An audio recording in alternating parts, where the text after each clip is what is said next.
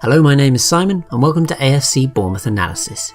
Here's my take on our 2-1 defeat at Southampton. Just don't call it a derby. It wasn't really a performance that had much in the good section, to be honest. Nathan Ake, as usual, was solid, and Begovic made some pretty important stops, ultimately not important enough to save us any kind of result, but both of those players were pretty good, but that's about it. Where to start? There was just no fight or desire from the players, and that's pretty much unforgivable considering they knew how much it meant to the fans. We brought thousands there, made a lot of noise. It may not be a local derby, but it is a local game, and they know how much beating Southampton at St Mary's would mean to our fans. We've never done it in our history, and they just blew a golden opportunity to do it. We played the right formation, in my opinion, 3-4-3, but maybe chose the wrong players to be in it. Just choosing three strikers as that front three isn't really a good idea. We should play a winger instead. I thought the formation was the right choice ultimately. It's just like the players just let Eddie Howe down, and I think you could tell that with his interview at the end. He seemed disappointed. So, a lot to work on, and I think there's just been a horrible air of complacency about the squad and in fact the whole club this whole season, just in terms of just everything really, just the way they've been playing, just snatching a lot of undeserved late results, the fact that the new stadium isn't going ahead. I know that's a different factor, but it just feels like the club's not really progressed at all this season. Instead they've got backwards, and that's a real shame.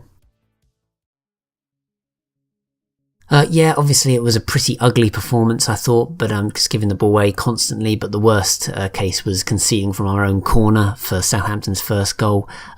Very similar to the goal we conceded at Middlesbrough last season, where it's just embarrassing when that happens. It's just a humiliating feeling, and it was pretty obvious. You could tell straight away as soon as we lost the ball, we just hadn't got enough players back, and Southampton wanted it more, and so it turned out to be. Not many really, but I'd say King's pretty instinctive finish for his goal was a great sign of why he should be one of the main strikers playing for us, instead of being shunted behind the striker. It's still bizarre to me that Eddie Howe just hasn't played him as a main striker nearly all season, despite the fact that he saved us last season playing in that role. So that was good to see. I think it was our first goal at Southampton since 1960 or something ridiculous like that, so that was nice. It was just a shame it didn't mean anything in the end. One person got in touch, so thanks so much for that. It was Sean Greenwood on Facebook, who said, "The result had an air of inevitability about it. All today proved to me is that Eddie Howe has got a big job ahead of him in the summer, as the squad needs strengthening if we want to progress at this level." Completely agree. We need to bring new players in, but also, perhaps more importantly, he needs to get rid of this air of complacency that seems to have seeped all over the squad.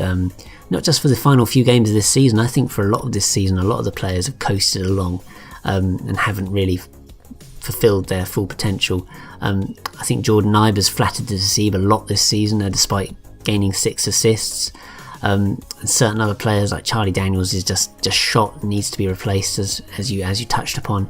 But he's got a hell of a job on, not just for bringing in new players, but for bringing, revitalising current players that we've got. So it's going to be a very interesting summer, and not particularly, I don't envy Eddie Howe at all, to be honest. But that's all for this video. Wanted to keep it fairly short because it was a horrible game, and I just want this season to be over now. Really, just we're limping over the line, and it's not really pleasant to watch. So the sooner it's over, the better.